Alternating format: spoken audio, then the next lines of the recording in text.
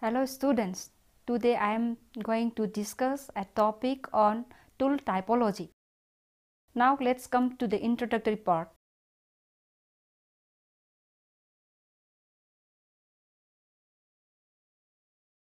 Prehistoric archaeology is a study of mainly stone and bone tools, though it has occasionally to deal with other artifacts as well. These tools are being the remains of the non-living culture. Archaeologists have to coin some names mostly on the form and technique as well as the likely function of the tools. The content of present module is confined to the stone tool typology, particularly its concept and classification, along with stone tool types and their functions.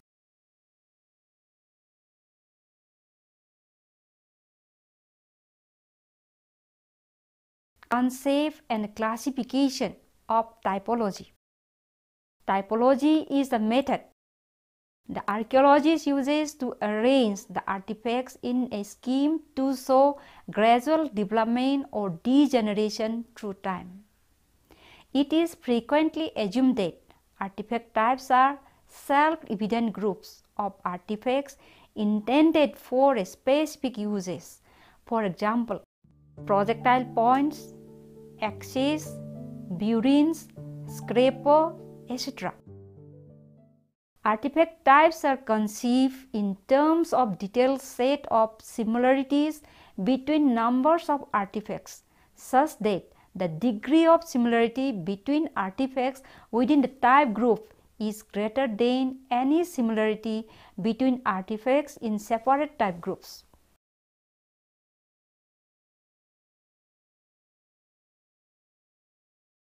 Therefore, the defining type group are those separate populations of artifacts, respectively carrying attributes in neat, rigid, mutually exclusive artifacts clusters. Further, within the type group, archaeologists can subdivide until the smallest indivisible unit according to the artifact attributes. For example, the stone tool family of the Paleolithic culture can be classified into three family groups, such as core tool, flag tool, and blade tool. Each of these groups can be divided into a number of type groups.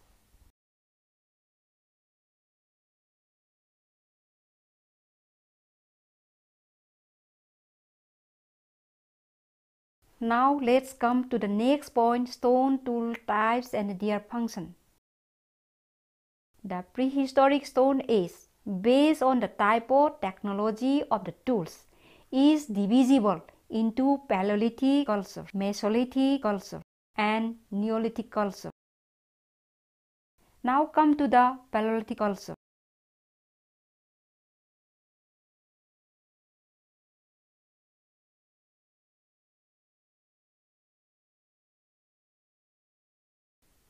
The Paleolithic stone tools are made on core or flag or blade, and these are also identified respectively as core tool, flag tool, and blade tool.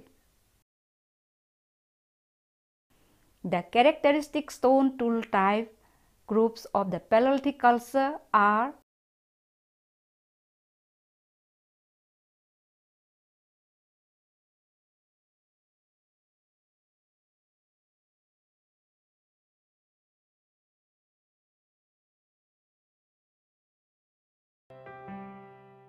Now come to chopper. Chopper is a pebble tool with unifacially flat, broad cutting edge and thick pebble butt.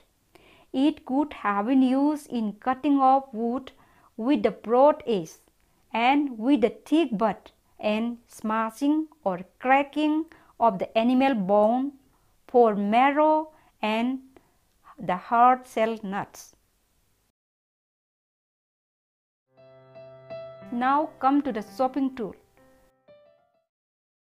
Chopping tool is also a pebble tool with bifacial flag at one end to produce the cutting edge and a thick pebble butt. It could be used in the same way as a chopper. Now come to the next tool, Handaxe. It is a bifacial tool.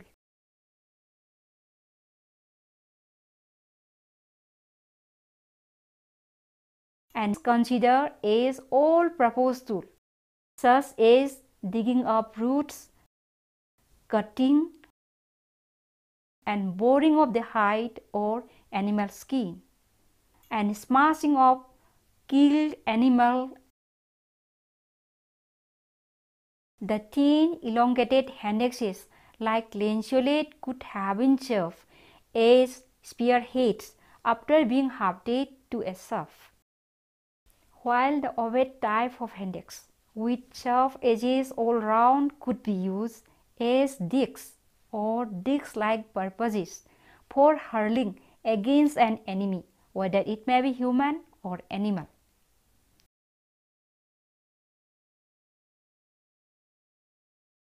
Handaxe types are distinguished according to the shape and technique as pear shape or pyriform, lanceolate, triangle, cordate or cordiform, ovate and mycokian. Now come to the next point, cleaver. Cleaver is a bifacial tool. It has a broad edge produced by the intersection of a primary flex surface with one or more flex scars on the other surface. Various types of cleavers are U-shaped cleaver, V-shaped cleaver, quadrangular type, and flaring side cleaver.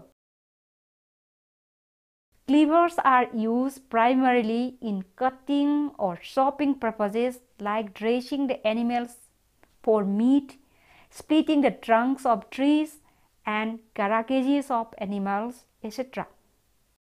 Sankalia has suggested that a cleaver with trimmed long sides might be used after hafting to a handle. Next come to the pick type of tool. Pick is a heavy pointed tool distinguished from the handaxes by its massive cross-section and elongated pointed edge. This tool could be used in digging roots. Now come to the scraper type of tool. Scraper is mostly made on flag or blade and sometimes on workout core for scraping the skin of animal, thin wooden or bamboo shafts, etc. According to the position and nature of the working edge, it is classified into side scraper and scraper, kill scraper, nose scraper, round scraper, and core scraper.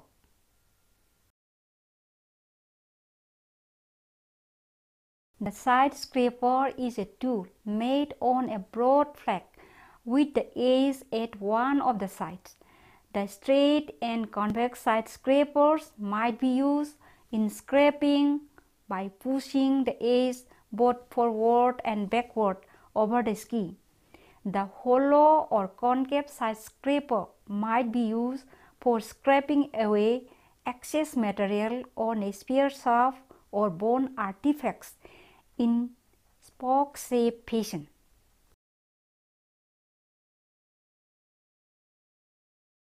The end scraper are generally made on blades and the working edge is produced by fluting ridges on the dorsal at one of the ends.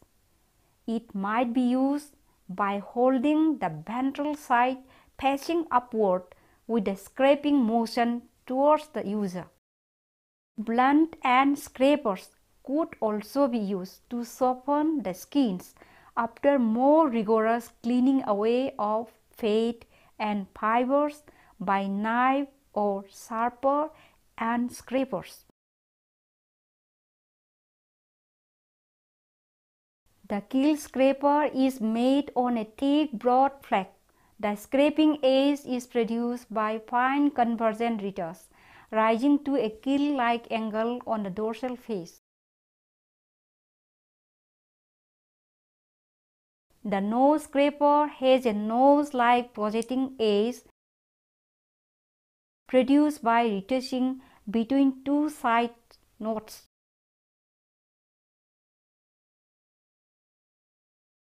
The core scraper is made on a workout core. The scraping edge is produced by the intersection of a large flat surface with a series of small scars. The keel scraper, nose scraper, and a core scraper are less common and might be used in the same way as the end scraper.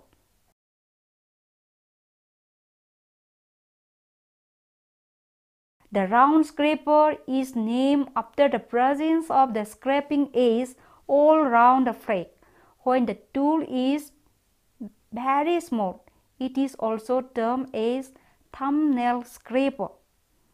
This type of scraper is used for finer work and a small whetting knife. Now come to the borer or awl type of tool. Borer or awl is a tool made on either a flake or nozzle by making deep notches, one on each side, to form a narrow projecting edge that is being sharpened by careful and minute retouches. It is a tool used in piercing or drilling holes for providing fastening attachment of the skin cloth. Now come to the next tool type, point. Point is made on either flake or blade, and its main character is very thin, narrow, pointed edge produced by careful secondary retouching. Points are used as the tips of the spears or arrows, forming parts of composite tools. According to form, point can be classified into triangular point, leaf-shaped point, tang or shoulder point.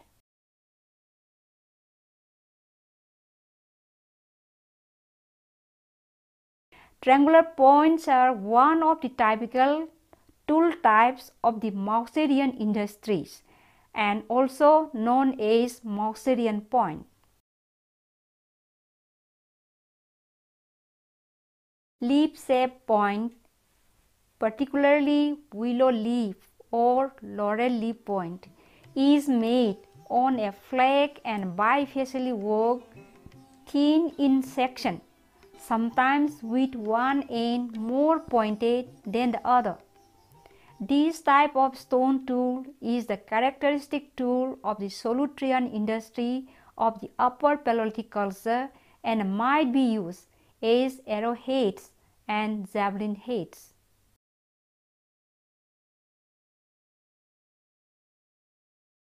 Tang or shoulder point is made on flake or blade and characterized by the presence of an elongated projection at the base opposite to the pointed edge of the purpose of hafting. This type of tool could be used as arrowhead. Now come to another type of tool, blade. Blade is a long and thin barrel-sided flake having one or more mid-ridges on the dorsal. Blades could be divided into narrow blades and broad blades based on the number of mid-ridges. According to the nature of the retouching, at one of the sides, the blades of Upper Paleolithic culture can be classified as Châtelperronian knife blade, Graviton knife blade, and the trapezoidal blade. Now let's come to the next type of tool, that is BURIN or graver. BURIN or graver is a tool with narrow chisel edge made on either a flake or blade. It is a typical tool of the Upper Paleolithic culture. A great variety of BURIN has been recognized by the prehistorians, but the most common type is called BURIN backed fluid. This type is characterized by the presence of one BURIN facet on each side of the working edge. There are also BURINs with gauze and back edge gravers. In these two cases, more than one curved graver facet meet with a concave flex curve to form a gauze edge, or with a flat plane flex curve to form a nose-like beak edge. Experiments show that such a BURIN can cut wood and even the bone and antler.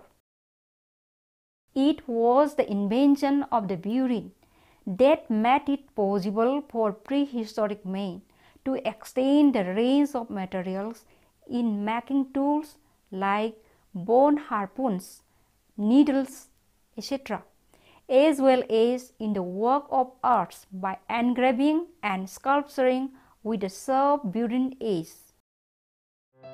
Now let us move to the next point.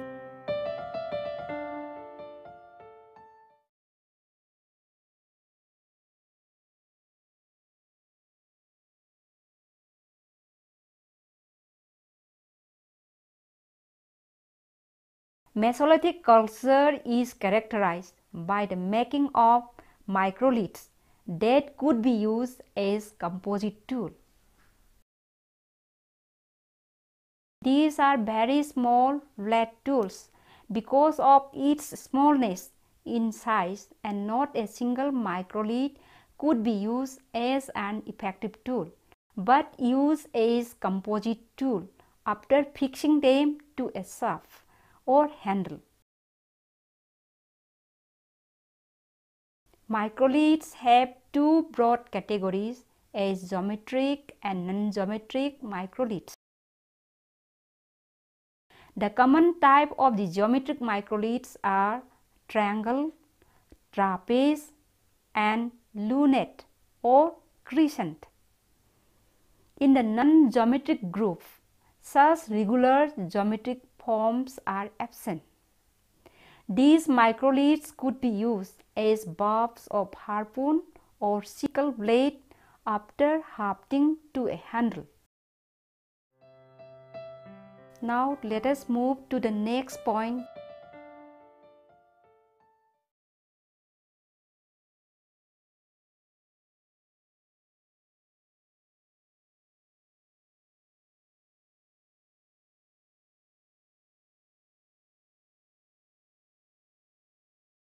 Neolithic stone tools have generally smooth surfaces due to the grinding and polishing technique employed in making the tools.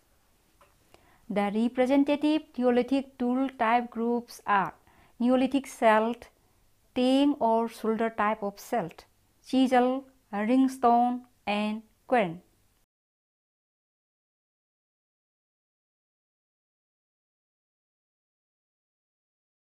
The Neolithic celt can be broadly divided into axe and adze. The division of axe and adze is based on the preparation of the working edge. Both the types of celt are used after hafting to a handle, with its blade parallel to the axis of the handle in the case of axe, and at right angle in the case of adze.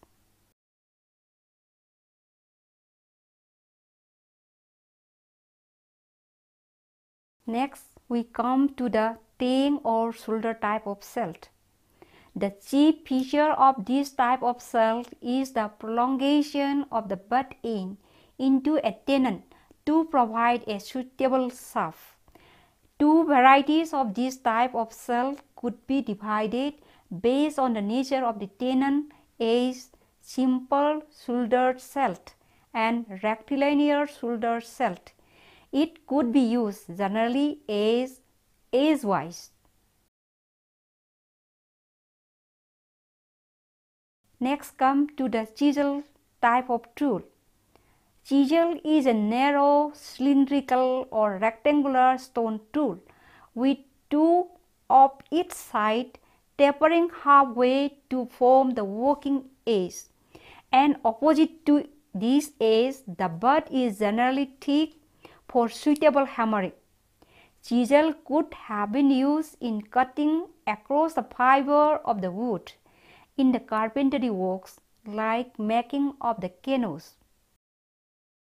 The next tool type is ringstones. Ringstones are generally thick and round shaped stones with a hole at the center. Ringstones seem to have been used as weights for digging sticks in the primitive agriculture. It is also suggested to have been served as maize heads. Querns are comparatively large stone slabs with flattish or concave surfaces. These are found in the habitational sites of the Neolithic culture and later period. These stone slabs were used for crushing and grinding or milling grains.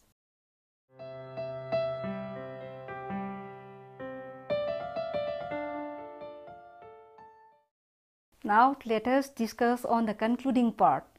Typology is a study of the types of tools made by men deliberately. Hence, archaeology uses typology as a method to arrange artifacts in a scheme to show gradual development or degeneration through time. Each tool possesses a regular set pattern in both technique and form. Regularly patterned tools are concerned as the archaeological sign of culture. There are certain degrees of similarities and differences among the stone artifacts.